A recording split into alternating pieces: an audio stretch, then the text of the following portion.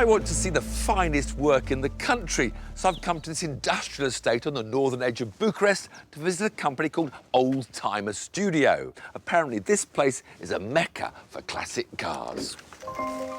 Not so long ago, this place was a chicken shed, but owners Catalin and Ovidio have transformed it into a den of magnificent metal.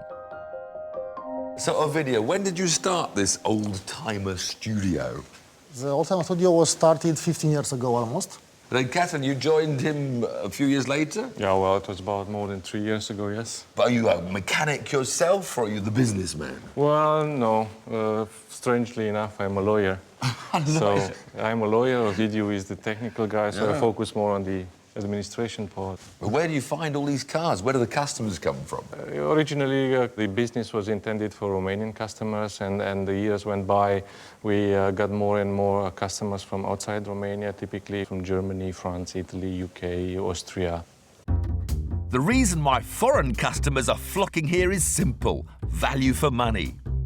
Romania's low labour rates mean the best mechanics here charge €25 an hour, and that's barely half what you'd pay in the UK. So, whereas preparing and respraying this MG would cost around £3,000 in Britain, here it's just £1,800. And while Oldtimer would charge £15,000 to completely restore this TVR Griffith, expect double that back in Blighty. And, naturally, I want to drive some of their work, so I persuaded Catalin to let me take two of his favourites to a nearby kart track. I think I'll start with some glamour. This 1966 Mercedes Benz 230 SL was discovered as a rusty, rotting wreck in the United States of America. Bought for about $6,000, brought to Romania and given a €40,000 complete rebuild, something that would have cost significantly more in England.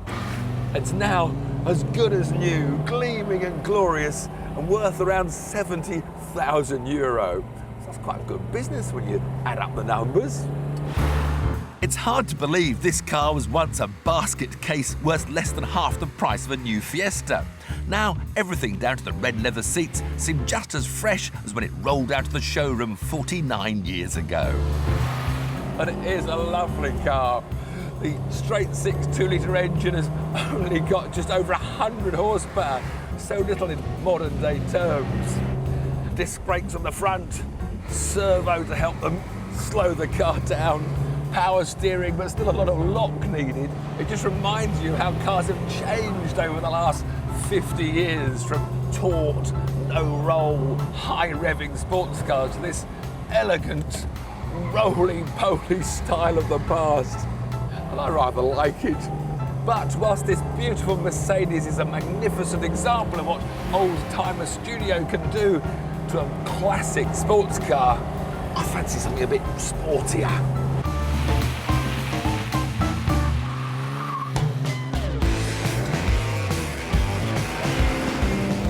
This 1969 MGC was discovered at the Essen Motor Show in Germany.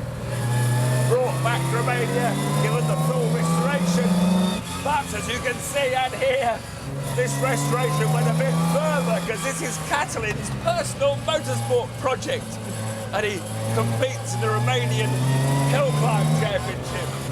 And instead of the usual 100 horsepower from the straight-six 3-litre in the front, he's got 150 horsepower, thanks partly to adding a third Weber carburettor. And it sounds lovely! There's quite a few more tricks besides. He's also got a straight cut gearbox, which you can hear. He's moved the seat back, got this long steering column, and unfortunately he's a bit shorter than me and it's too long. He's also gone to the effort of moving the engine back some 18 centimetres, because this MGC was never renowned as the best handling car. And every bit of extra weight you can get over those rear wheels goes to try and help tame it. Although the MGC is definitely not for sale, it's now worth in the region of £40,000. It's a truly unique machine and illustrates another joy of restoring classic cars. Not only can you bring a vintage motor back to life, but you have the opportunity to tailor it to your own personal tastes. I just think that some of Catalin's tastes are a bit different to mine. Catalin's put a quicker steering rack on it for motorsport.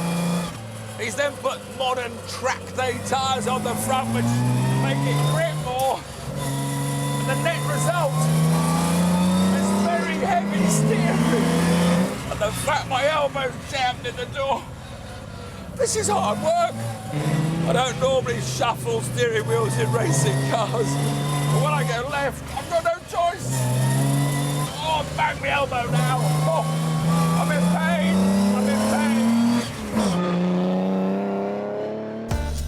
I've sampled two extremes of Catalin and Ovidio's work, and it's clear that their company isn't just popular because it's cheap.